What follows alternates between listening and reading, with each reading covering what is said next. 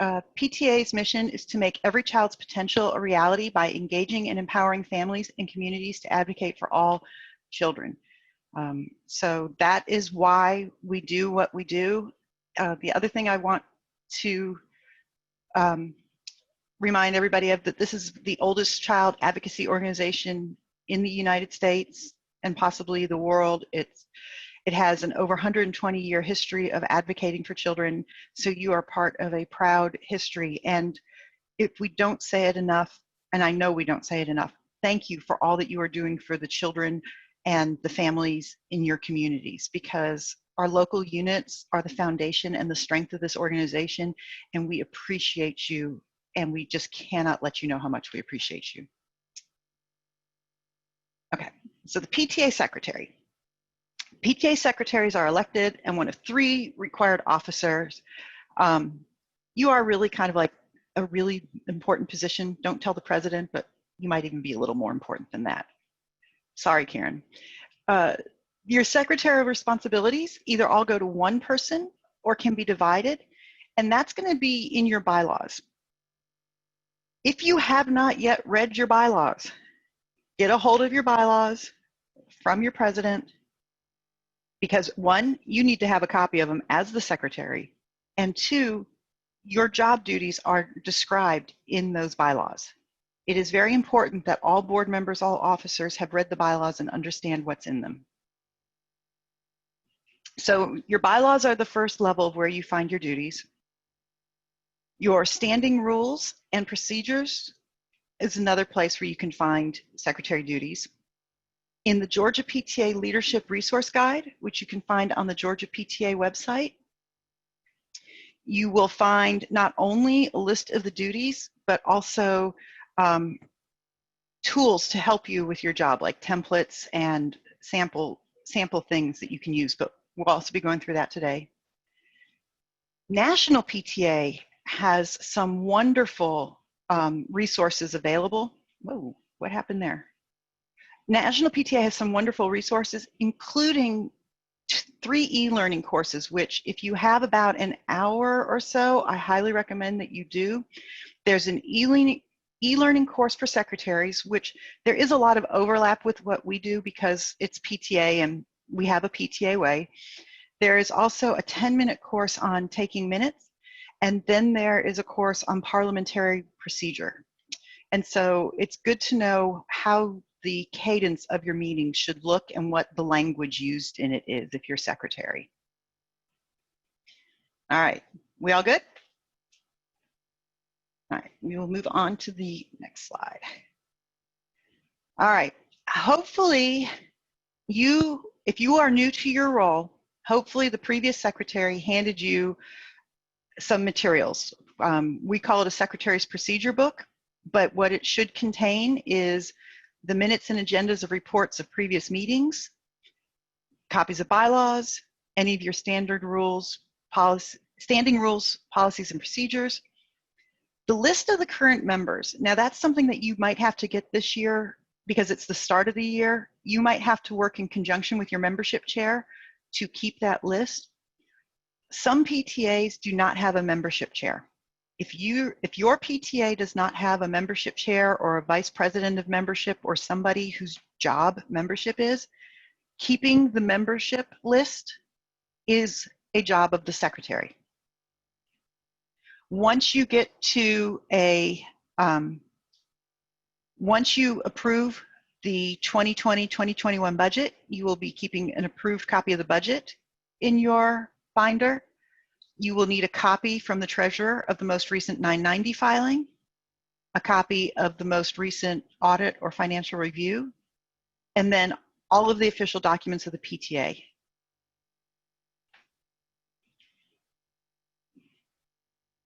So it sounds like a lot, but a lot of those things like the charter and official documents should just be behind a tab and just keep getting passed along. You don't have to mess with those unless they unless there are updates or changes, but that usually doesn't happen.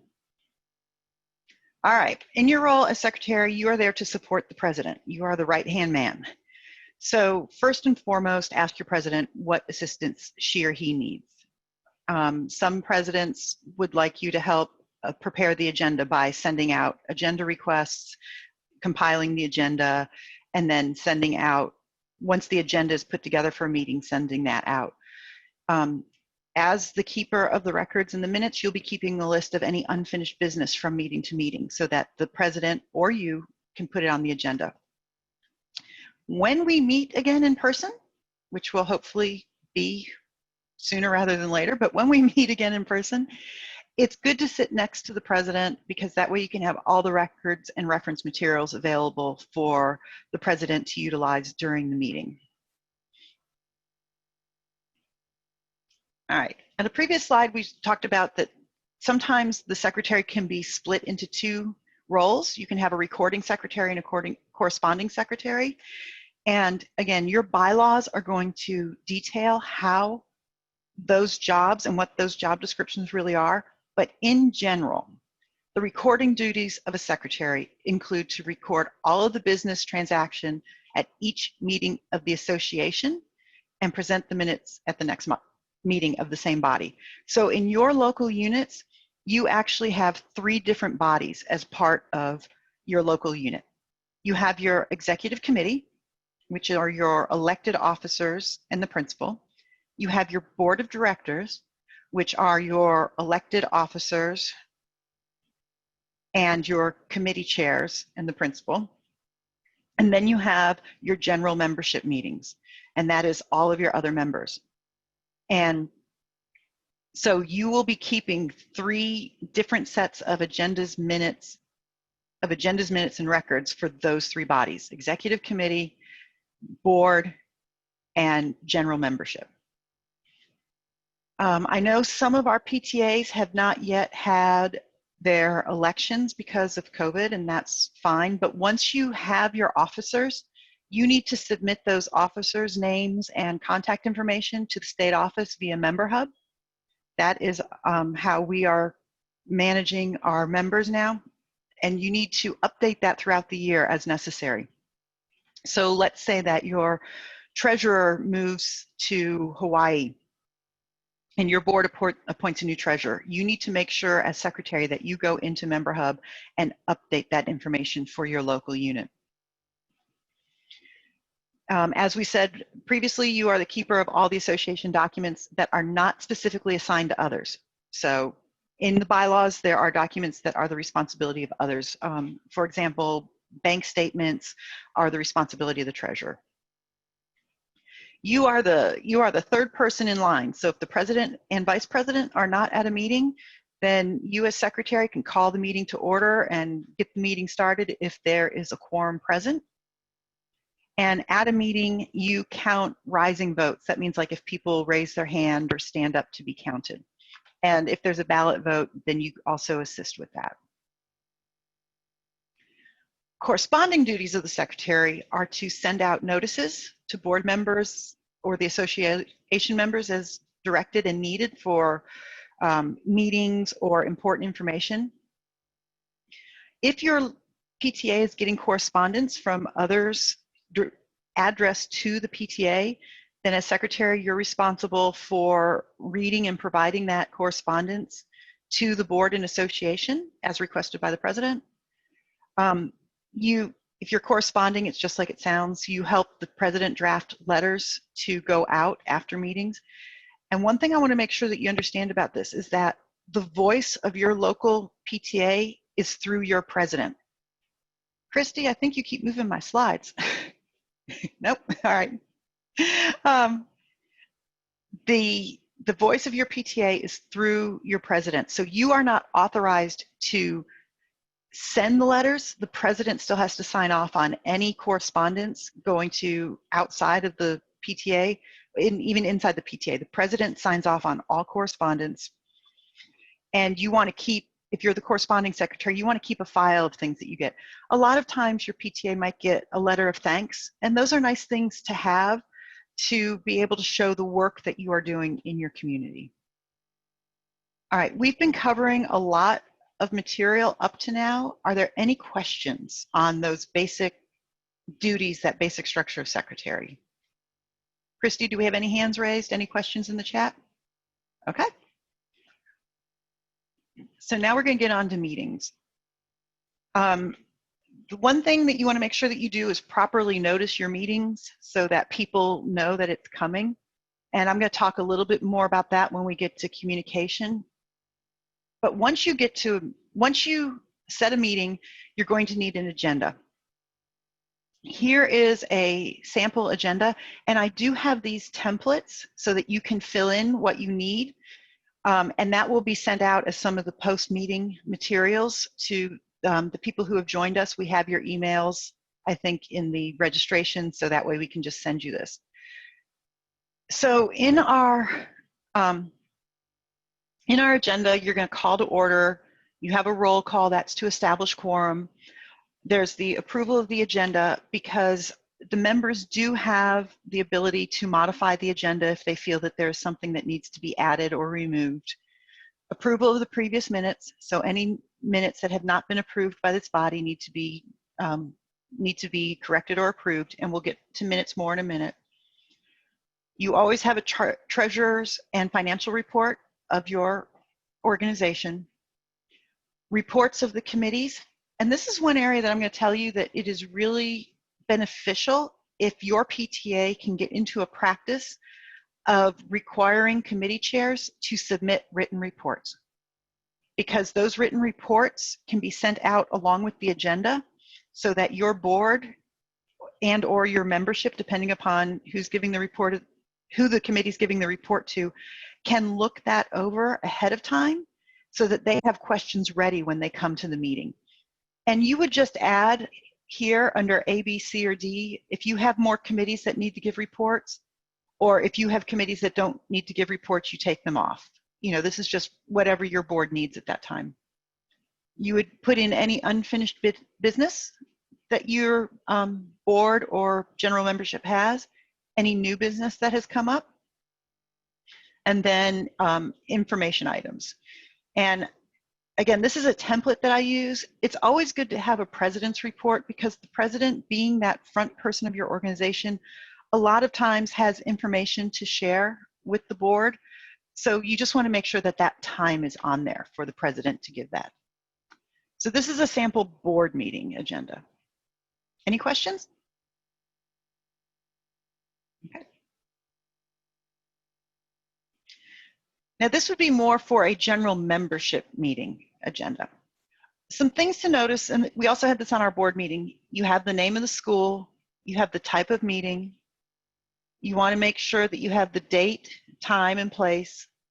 And because right now we're meeting virtually, when you include the location on the agenda, you include how to access that virtual meeting for that group. So this would be your general membership. So, you know, this way your general membership would know how to get into the meeting. But general membership meetings are a little different from board meetings, because a lot of times they're a lot more formal. So you have the call to order, you establish a quorum, and instead of taking roll like you do at a board meeting, to establish quorum at a general membership meeting, it usually works best to have a sign-in sheet and work with your membership chair, and then you just attach the sign-in sheets to the minutes. General membership meetings usually have an opening ceremony of some kind. Again, approval of the agenda, approval of previous minutes. If you have multiple outstanding minutes, you're going to list them here. Generally, you really want to work where you only have one set of outstanding minutes. For your first meeting this year, at the general membership meetings, our local units are required to have 3 general membership meetings a year. The first one is to approve the audit and the budget for the year. The second one is generally when you will elect a nominating committee for elections. And the third general membership meeting is for officer elections. So if you were having a general membership meeting this fall, let's say September 7th, then you are going to need an action on the audit report and an action on the proposed budget. I like to, for the general membership, me personally, I like to put what items we're going to have action on specifically, so that our members know that, oh wait, we're going to vote on this, there's an action to take it. PTA is member driven. We work in service to our membership. There's a reason we're called servant leaders. So our members like to know what is happening with the board of directors. So if you give a report of the board of directors to your members, this is not a word for word transcription. This is not everything that's discussed. It's a summary that is presented to the membership so they sort of know what direction you guys are going and what all you've been talking about. Again, we have reports of the committees, add committees as necessary, take committees off as necessary. And then just like the board, you have unfinished business, new business, information items.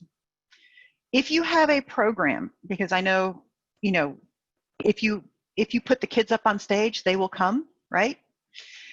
But if the program is only included in your agenda if it is a PTA program.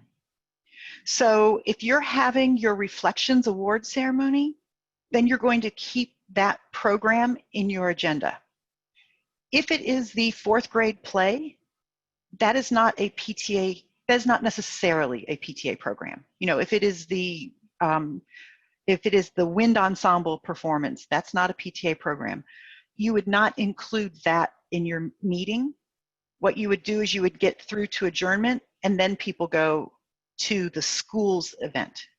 Does that make sense? Okay. I just want to make sure that you're not like including a program that is not a PTA program, because those school created programs are not part of what you as a PTA are doing. But for example, again, Reflections Award Ceremony, that is your program. If you have a meeting and you have a candidate forum at the same time, again, that candidate forum is your program. Okay, so you have your agenda, you get to the meeting, now you have to take your minutes. So what is the most important thing to remember about our minutes? The most important thing to remember about your minutes is that you are recording what was done, not what was said. You are not a court transcriber. This is not a word for word of what is going on or what the discussion is. So what belongs in your minutes? You want just the facts, ma'am. Just keep them short and sweet. You do not record opinion, and you do not have to get into the weeds with the discussion. Your minutes need to show what type of meeting it was. If it was regular, general, executive, special, there can be special called meetings. Again, read your bylaws on those, or an annual meeting. For example, this Georgia PTA's annual meeting has been postponed because of COVID, but when we have an annual meeting, our minutes reflect that that is the annual meeting of the association.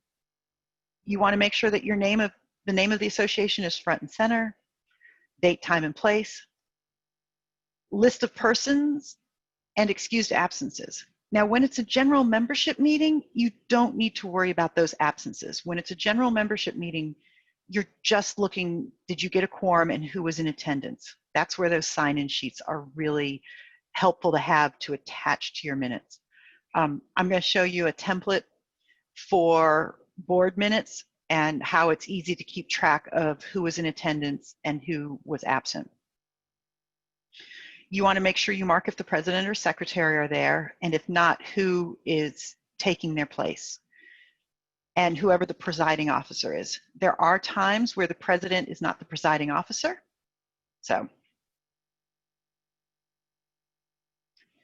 And then you'll include a summary of the treasurer's report in the minutes, but then you'll also attach a copy of the full report.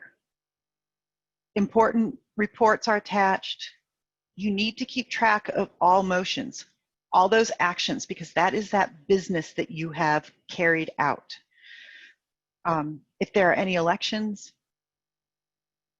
for those general membership meetings, if you do have a program, let's say it's the Reflections Award Ceremony, just mention it's the Reflections Award Ceremony, and if you have a program, attach that to the minutes when you adjourn. And here's the other thing that's important.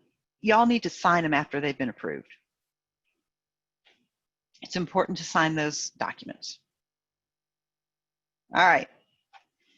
Do not put your opinion in.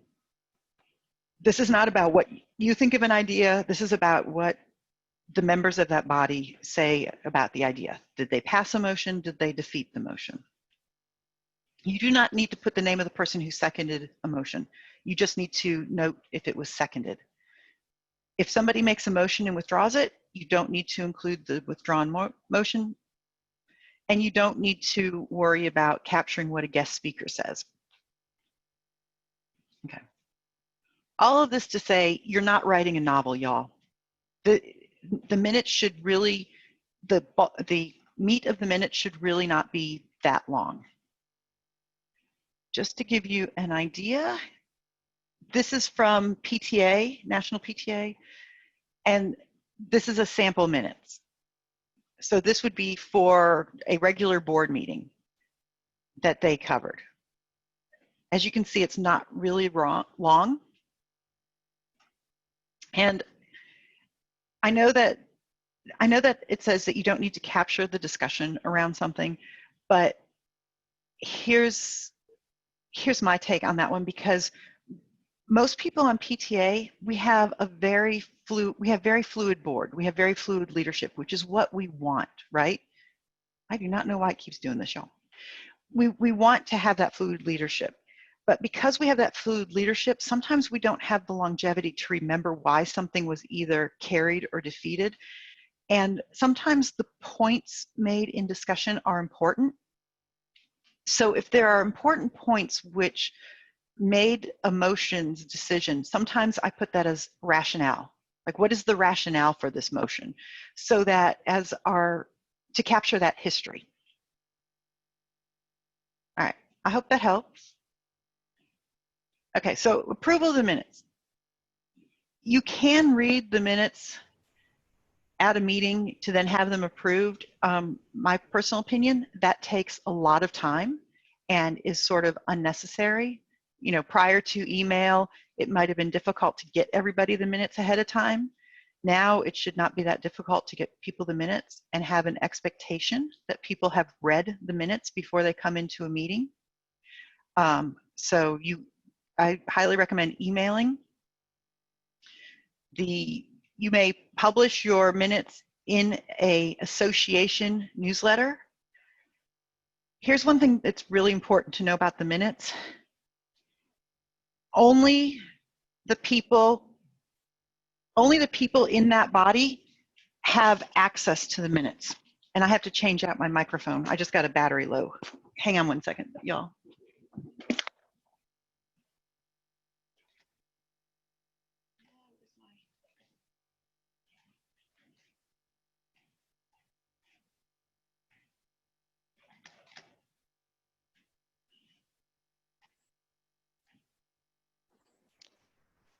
I apologize. Can you hear me? Okay.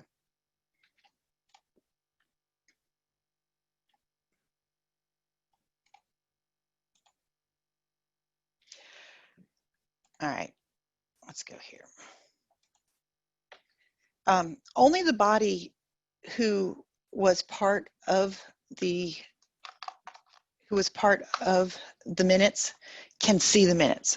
So for executive committee meeting minutes, those are accessible only to the executive committee. For board minutes, those are accessible only to the board. For the general membership, those meeting minutes are accessible for the general membership, but not the general public. So this is where having a really good list of who your members are is important. And this is where a platform like MemberHub makes it really easy, so that, because in MemberHub, your members have to sign in, so you can put those minutes up there so that people can sign in and see them. That way you have some amount of confidence that they are going to the people who have permission to see them. Again, it's good for everybody to review them. I personally think it's a really good practice to ask people to review them and submit any corrections, amendments, changes to you prior to the meeting. Now, as secretary, if you do get changes recommended changes or suggested changes, you do not want to make those prior to the meeting, but you do want to present it at the meeting as we have received the following changes to be made. Because then that way the body can vote on it in one group rather than having to have discussion.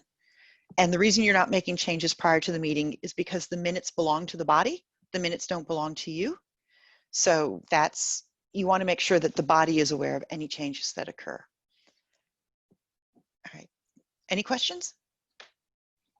I know we're doing a lot of information, but. So there are times when you might go back even after minutes have been approved to make additional corrections. If you make corrections after the approval, you want to make sure that you mark and date those. So,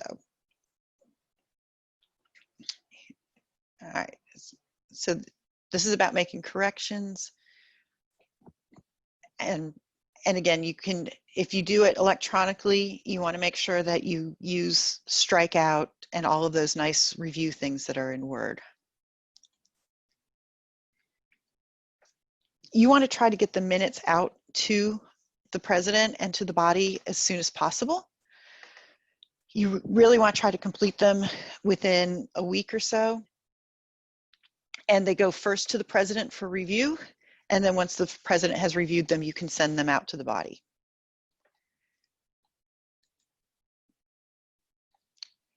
When you're in a meeting, it is your job as a secretary to have motion blanks. Now, in most meetings, like most board meetings at a local unit level, it's pretty casual. If somebody states a motion, you could usually read it back to make sure that you've captured it right. When you get into bigger meetings, it's nice to have a form that allows somebody to write down their name, what their motion actually is, word for word, and then you can mark on that motion form what happened to the motion. If it was seconded, if it carried, if it failed, if there were any amendments to it. That just makes your life as secretary easier. You also, at all times, want to have some ballots, even for executive committee and board meetings, because there are times that you are going to take ballot votes. So you just want to have blank paper. It's really nice to have a couple different colors of paper with you, because if you have to vote more than once on the same item, then at least you know, or if you're doing more than one vote in the meeting, then you know which color was for what vote. So when somebody makes a motion, what do you actually have to capture? If James Olson says, Madam President, because our third floor meeting room is not accessible to all disabled members, I move that all meetings be held in room 141. The motion is I move that all meetings be held in room 141. Now, like I said earlier, there are times that I might put in the minutes a rationale because we don't have people necessarily who are there for longevity, right? And let's say that your school has their PTA storage room is on the third floor. You may want to put the rationale for moving meetings to room 141. The rationale is third floor meeting room is not accessible to disabled members. That's not part of the motion, but I personally, again, this is me personally, I think for people going back and ever having to read the minutes, it's nice for them to know what was actually the rationale behind some of these motions.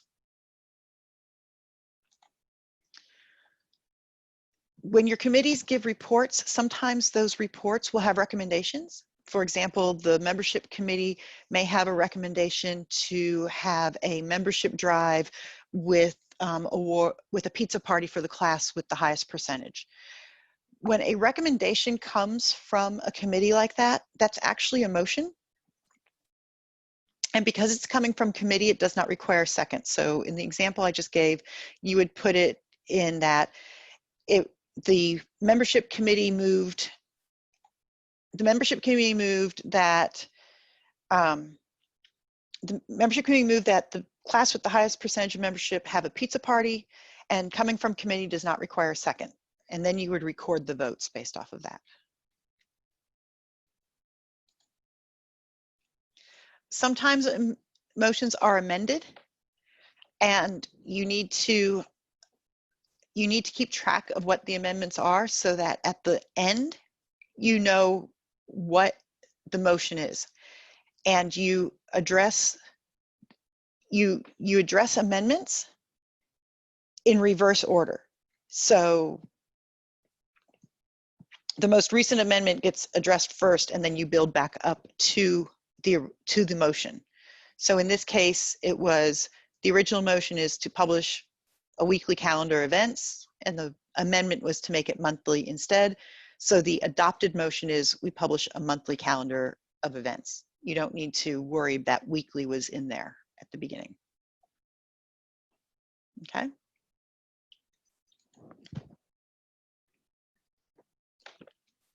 You're going to keep accurate records.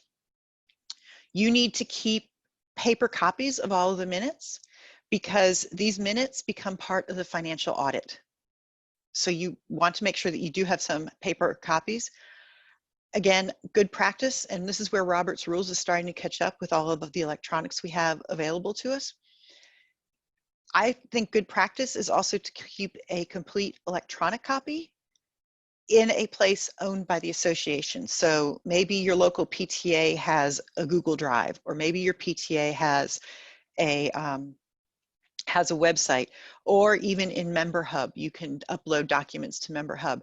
That gives your association that historical record, because we all know that while notebooks are great, sometimes they don't get passed along as much as we'd like, where if it's electronic, and especially like in Member Hub or something like that, it makes it a lot easier for the next generation of officers to find it. Okay, so that's Secretary 101. It was quick. There was a lot of information. Does anybody have any questions? I have a question. Yes. Is this slide packet available for us that we can go through it later too? Yeah, I'll send it as part of the templates that I have and everything. So. Okay. Hi, I have a quick question. Mm-hmm. In the part where you discussed about motion, so the original person who approved the motion, you need to note down the name of the first, like the person who approved. The person who made the motion. Made the motion. Okay. You need to know the name of the person who made the motion, but not the name of the person who seconded. Okay, got it. Thank you. You're welcome. Okay. I have a question about attendance. Since we're doing Zoom meetings right now, like, do you have any kind of best practices around taking attendance, especially since we need to vote on some items? So I don't know what platform you're using for your meetings. I know that like with Zoom, you can have people pre-register. Christy, do you want to weigh in? Because I know as district director, you've been dealing with this a lot more. Like, how are people doing it with free conference call or Google Meet? Do you know? So we've done it several ways. One, if you're doing it with free conference call, you can do a roll call. And what I mean by that is that the secretary is going one by one of the folks that are on the call and asking them, and then just checking their list. If you're able to use Zoom and have access to Zoom, it's very helpful with having that membership list in front of you, and you can just look at the participants and just do a scroll, a quick check. What you're looking for is your quorum. And so it's not that you need to find out if you have 50, that there are 50 members on the call. You just want to make sure that you have the minimum required to be able to conduct that business. If you do use Zoom, just keep in mind those participants are usually listed by their first name first. So that makes it a little bit easier, especially when you get the report off of Member Hub. Once you download it, sort it by first name, so you're not going up and down and things like that. And that is a piece of advice from someone who had to deal with that. So, Okay, that sounds good. Thank you so much. uh-huh. A quick question. If it's like today's meeting where we had to sign in to get into the meeting, do you know if Zoom has an option where it will give you a list of who signed in? Yes. Okay, thank you. All right. I think I'm off mute. There we go. All right. So communications, and this is about communicating the PTA way. We're not talking about platforms in and of themselves in this quick overview. So I think we're going to be working to try to get a communications like how to utilize platforms, but just to let you know what this is really quick. All right. Anything look wrong with these? Do they look off? So PTA, as I said at the beginning, is a long-standing national organization, and PTA is a brand, and we do have an identity. And the great thing about brand identity is that when people see it, they know what it is. You know, as you look at these, they're just wrong. It takes you a minute, right? If Coca-Cola was the nice red, you'd know what it was. If Starbucks was that nice dark green, and the golden arches do not look the same when they're blue. It's the same thing for PTA. PTA actually has a visual and branding guide on their website, which I'll show you in a minute. But there are ways to display your PTA name. There's PTA blue, which is a specific blue color. So, and your specific fonts and specific ways, because you want to be proud of your organization and you want to make sure that people recognize it as PTA. So as you can see here, these may say PTA, but they don't identify with the brand, right? These are all branded. It makes it really easy to see that we are part of the same organization. And I just wanted you all to know, to point out that there is the branding guide. I'll make sure that in the email that I include the link to it. Hang on, let me see if I can find it. I know I had it on here.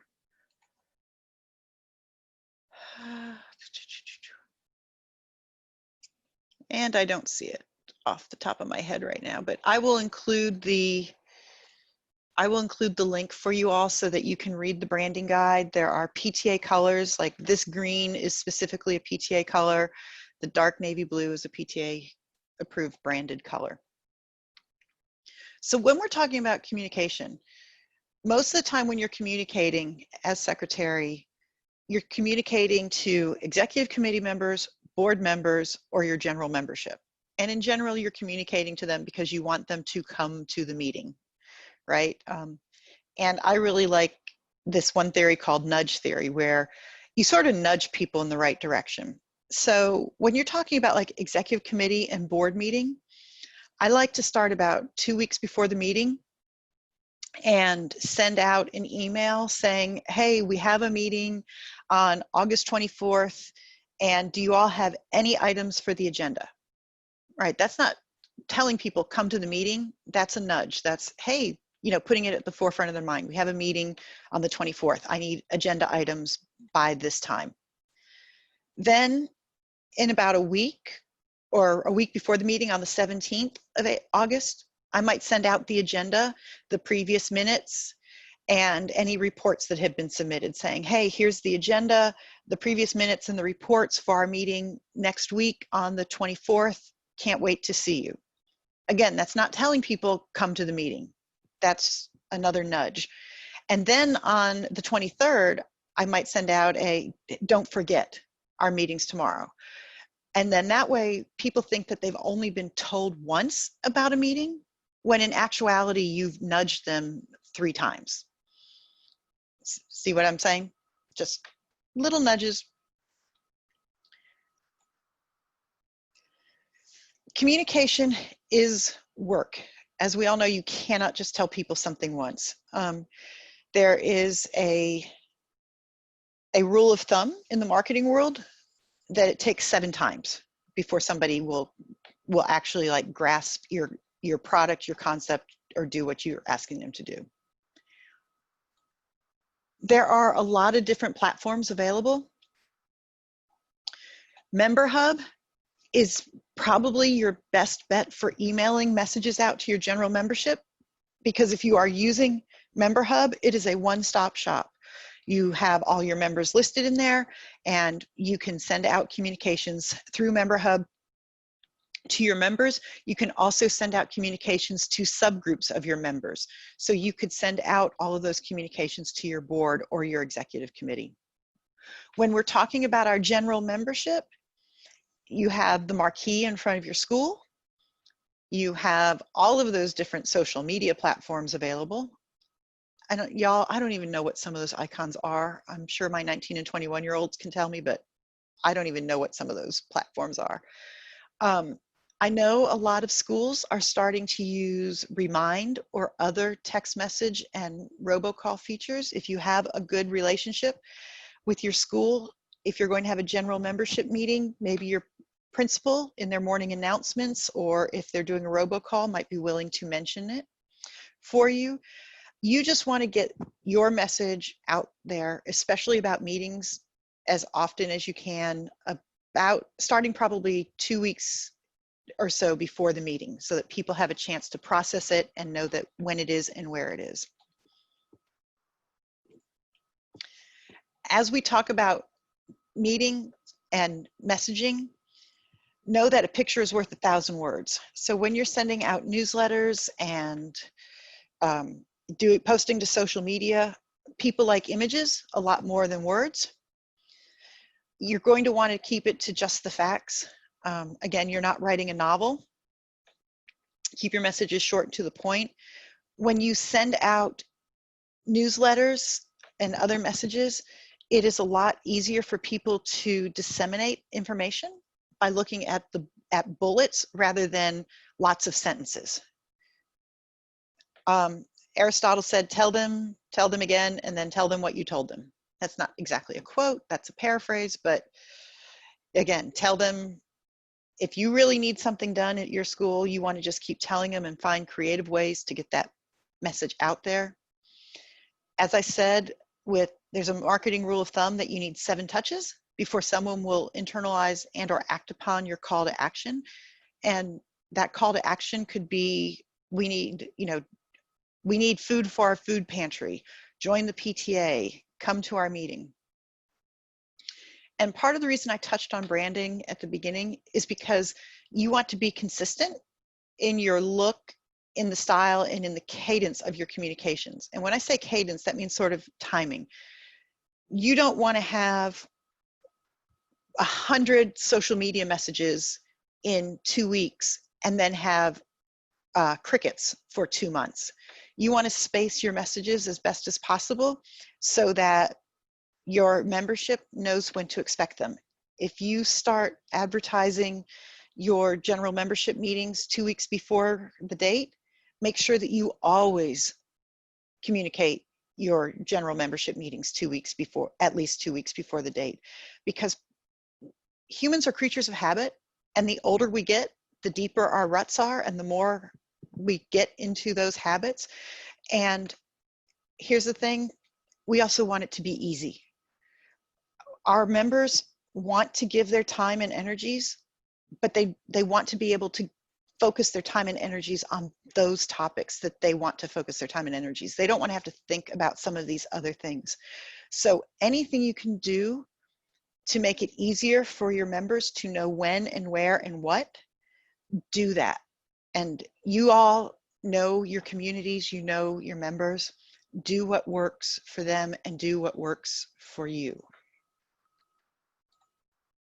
All right, we are now to Q&A. And I'll leave my contact information up there. Do we have any more questions? I think we're right before time. Yeah, all right. You never know how long some of these are going to go. So we do have some time for questions and answers. If anybody has any questions. We have a lot of expertise on this call. Diane, I have posted in the chat the link to the leadership resource guide. Okay, thank you. And then also a link to the forms where they can download the blank ballots, motion forms, and things like that. Thank you. I really appreciate that. Could you also see if you can find the PTA branding page? Yes.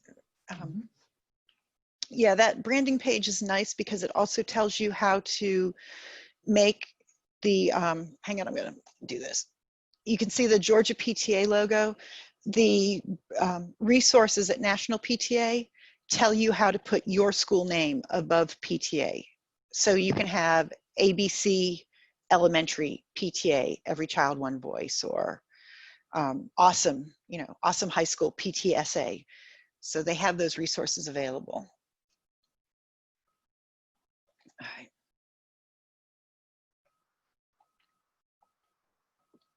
All right. So I've been talking a long time.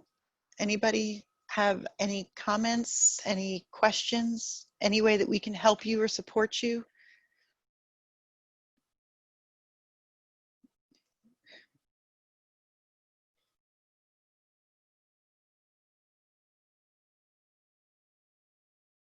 Okay. Feel free to email me if you have any questions or you need anything. You can also find the email addresses on the Georgia PTA website. And we thank you all for joining us this morning. Thank you.